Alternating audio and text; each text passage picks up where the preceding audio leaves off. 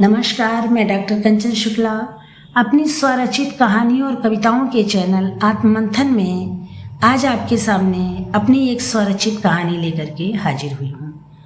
कहानी का शीर्षक है दहशत। तो चलिए सुनते हैं कहानी दहशत मेरी जुबानी। मैं डॉक्टर कंचन शुक्ला। कविता ने अभी थोड़ी देर पहले जो कुछ देखा उसे देखकर उसके दिल के कोने में डर ने जगह बना ली थी। कविता ने कुछ देर पहले जो देखा उसे देखकर उसकी रूह तक कांप गई थी। उस भयानक मंजर को वो भूल नहीं पा रही थी। कविता आज ही शादी करके अपनी ससुराल आई थी।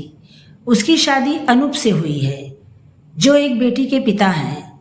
मुंह दिखाई की रस्म के बाद जब कविता की ननद उसे उसके कमरे में छोड़कर गई तो कविता को उस कमरे में किसी के चलने की आवाज़ सुनाई दी, जैसे कोई औरत पायल पहनकर छम छम करती हुई चल रही हो। कविता ने इसे अपना वहम समझा। उसने समझा कोई घर की औरत कमरे के बाहर चलते हुए गई होगी, वही आवाज़ मुझे सुनाई दी। ये सोचकर वह निश्चिंत हो गई। वो फूलों के सजे सेज पर बैठ गई और अपने पति का इंतजार करने लगी। उसका दिल जोरों से धड़क रहा था। आंखों में हजारों सपने तैर रहे थे। कविता गहनों से लदी हुई थी। भारी गहनों के कारण उसे घुटन भी महसूस हो रही थी। उसने सोचा गहने भारी हैं, इन्हें उतार दे, नहीं तो सोते समय परेशानी होगी। ये सोचकर वह शीशे के सामने जाकर बैठ गई और अपने गहने उतारने लगी। तभी शीशे में उसे एक भयानक औरत का चेहरा दिखाई दिया। उस औरत के बाल खुले हुए थे, आंखों से खून टपक रहा था, चेहरे पर जले के निशान थे। फिर उस चेहरे की आवाज सुनाई दी। वो कह रही थी, अगर तूने मेरी बेटी के साथ सौतेला व्यवहार किया तो मैं तेरा जीना हराम कर दूंगी। कविता उस भयानक औरत को देखकर भय से कांपने लगी और उसकी धमकी भरी आवाज ने तो उसकी हालत और भी खराब कर दी थी। कविता की चीखें गले में घुटकर रह गईं। शरीर पसीने से भीग गया। उसका चेहरा दहशत से सफेद पड़ गया था। उस औरत का ऐसा भयानक रूप देखकर वो अंदर तक कांप गई थी।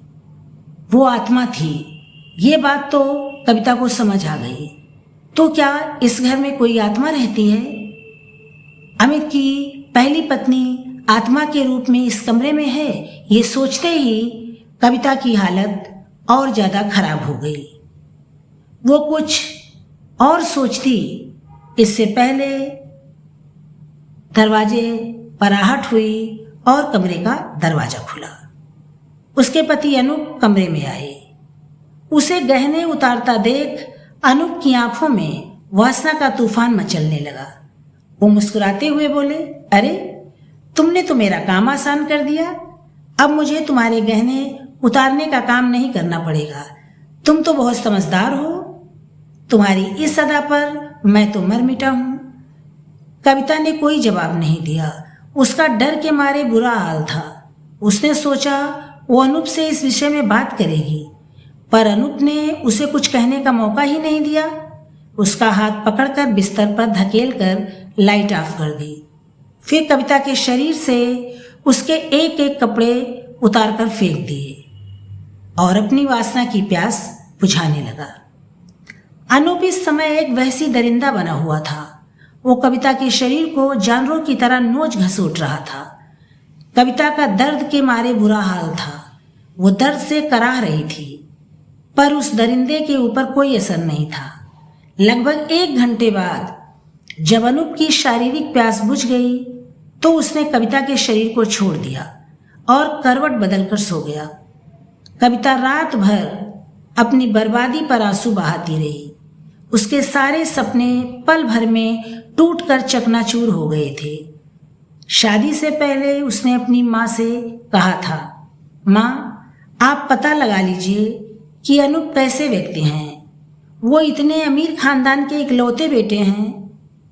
तब उनकी माँ एक गरीब घर की लड़की को अपनी बहू क्यों बना रही है? उनको तो अपने बेटे के लिए अमीर खानदान की लड़कियां मिल सकती हैं। तब माँ ने कहा था, अनूप एक बच्ची का बाप है। अमीर लोग अपनी बेटी की शादी एक बच्चे के पिता से नहीं करेंगे, इसलिए अनूप की माँ गरीब घर की लड़की से अपने बेटे की शादी कर रही है। माँ का तर्क सुनकर कविता भी चुप हो गई थी। उसने मन ही मन सोचा शायद यही होगा, पर अभी अभी अनूप का जो वहसी रूप कविता ने देखा तो वह समझ गई कि उसकी सास ने गरीब परिवार की बेटी का चयन क्यों किया था, जिससे गरीब घर की बेटी उनके बेटे के खिलाफ आवाज न उठा सके। कविता की सोचने समझने की शक्ति क्षीण हो गई थी। वह सोच ही नहीं पा रही थी कि अब वो क्या करे। एक तरफ उस शीशे वाली औरत का डर और दूसरी तरफ पति के दरिंदगी का दर्द, ये दोनों चीजें मिलकर उसके दिल में दहशत भर रही थी। कविता सोच नहीं पा रही थी कि वह क्या करे। उसकी आंखों से आंसुओं की धारा बह रही थी। रोते रोते कब उसकी आंख लग गई उसे पता ही नहीं चला। सुबह कविता से उठा नहीं जा रहा था। वो किसी तरह उठकर बिस्तर पर बैठी, थोड़ी देर यूं ही बैठी रही, फिर उठकर नहाने चली गई। जब वह कमरे में आई तो अनूप उठ गए थे। कविता को देख अनूप की आंखों में फिर वासना के डोरे तैरने लगे। उसने कविता का हाथ पकड़कर बिस्तर पर अपने पास खींच लिया। कविता की रूह कांप गई। अनूप फिर से अपना वहसी रूप दिखाते तभी दरवाजे पर दस्तक हुई। अनूप ने कविता को छोड़ दिया। कविता को तो जैसे अभयदान मिल गया। कविता ने जल्दी से उठकर दरवाजा खोला तो सामने उसकी ननद खड़ी हुई थी। कविता का मुरझाया चेहरा देख वो समझ गई कि उसके साथ क्या हुआ है। कविता का उदास चेहरा देखकर उसके चेहरे पर भी दुख की लकीरें उभर आई थीं। उसने एक नफरत भरी नजर अपने भाई पर डाली, फिर कविता को लेकर कमरे से बाहर निकल गई। बाहर हाल मेहमानों से भरा हुआ था। कविता को पूजा करने के लिए बिठाया गया। सभी रस्में पूरी होते होते शाम हो गई। कविता थक कर चूर हो गई थी। तभी उसे सास की आवाज़ सुनाई दी, जो अपनी बेटी से कह रही थी, मोहनी, अपनी भाभी को उसके कमरे में पहुंचा दो, वह थक गई होगी। कविता कमरे में जाने का नाम सुनते ही कांप गई, पर वो कुछ कह नहीं सकती थी। उसे तो कमरे में जाना ही था। जब उसकी ननद उसे कमरे में छोड़कर जाने लगी तो कविता ने अपनी ननद का हाथ पकड़ लिया। तब ननद ने कहा, भाभी, इसमें मैं आपकी कोई मदद नहीं कर सकती। भैया किसी की नहीं सुनते। वह वही करते हैं जो उनका मन करता है। वो औरतों के मामले में वैसी दरिंदे हैं, ये बात माँ को पता है। पर बेटे के मुंह में वो गरीब लड़कियों से अपने बेटे की शादी करके उनका जीवन नरक बना रही हैं। पूजा भाभी के साथ भी यही सब होता था। जब उन्होंने बच्ची को जन्म दिया तो उनका शरीर कमज़ोर हो गया था। उनके कमज़ोर शरीर को भी भैया ने नहीं छोड़ा। उनका कमज़ोर शरीर भैया की दरिंदगी बर्दाश्त नहीं कर सका और एक रात उनकी मौत हो गई। तब माँ ने आपसे भैया की शादी करवा दिया। कविता की ननद कुछ और बताती उससे पहले कविता की सास ने उसे बुला लिया। कविता की ननद वहां से चली गई। कविता डर से कांप रही थी। उसने अपने पति की दरिंदगी रात को देखी थी। उसकी आंखों से आंसू बहने लगे। तभी उसे रात वाली औरत की आवाज सुनाई दी, रोने से समस्या का समाधान नहीं होगा। कविता ने डरते हुए पूछा, तुम कौन हो? मुझे इस तरह डरा क्यों रही हो? मेरे सामने आओ, मैंने तुम्हारा क्या बिगाड़ा है? तभी एक बीमार मगर सुंदर सी औरत कविता के सामने आकर खड़ी हो गई। उसे देखकर कविता डर गई। वो कोई और नहीं, अनूप की पहली पत्नी थी। डरो नहीं, मैं तुम्हें कोई नुकसान नहीं पहुंचाऊंगी।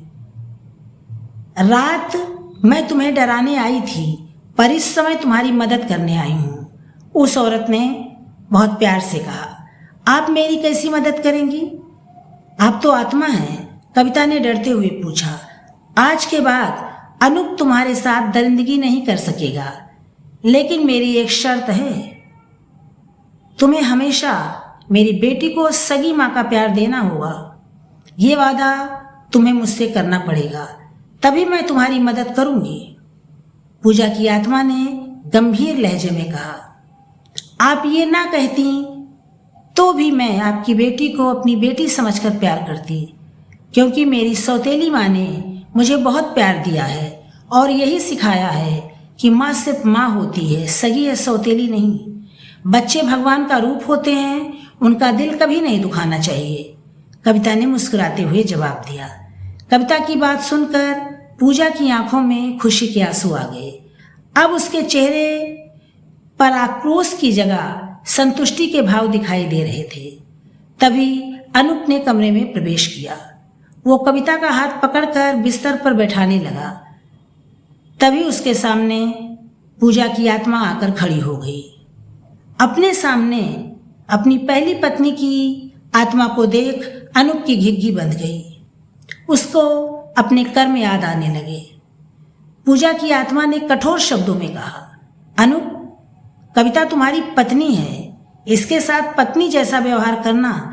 अगर मेरी तरह इसका हर्ष करने की कोशिश की तो तुम किसी भी औरत के पास जाने के काबिल नहीं रहोगे। मैं तुम्हें सजा देने आई थी, पर कविता के रूप में मेरी बेटी को उसकी माँ मिल गई है। यह देखकर मैंने तुम्हारी मौत के लिए जो निर्णय किया था उसे बदल दिया है।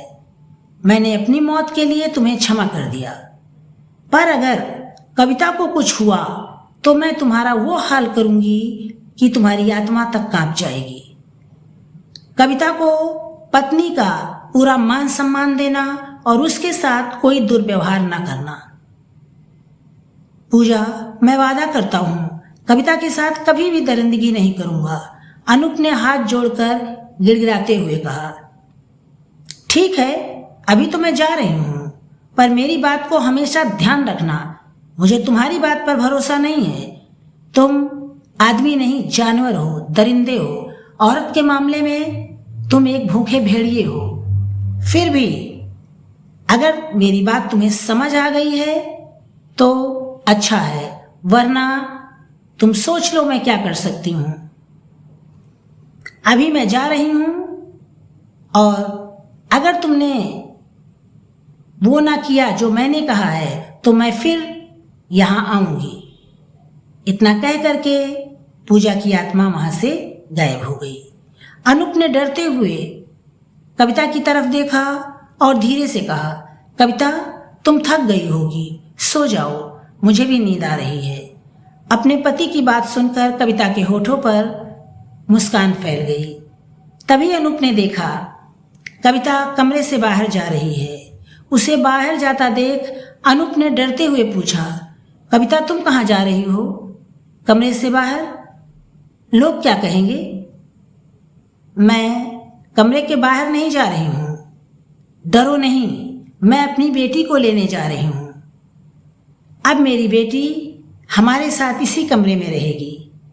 क्या ये अच्छा लगता है कि माँ बाप के रहते हुए बेटी दादी के पास सोए? कविता ने आत्मविश्वास के साथ कहा और कमरे से बाहर निकल गई। ये थी मेरी कहानी दहशत। अगर मेरी कहानी आप लोग को पसंद आई हो तो इसे लाइक कीजिएगा, शेयर कीजिएगा और मेरे चैनल को सब्सक्राइब भी कीजिएगा। कमेंट करके ज़रूर बताइएगा कि मेरी कहानी आप लोग को कैसी लगी। कल फिर मिलते हैं एक नई कहानी के साथ। आप लोगों का दिन मंगलमय हो। नमस्कार, धन्यवाद।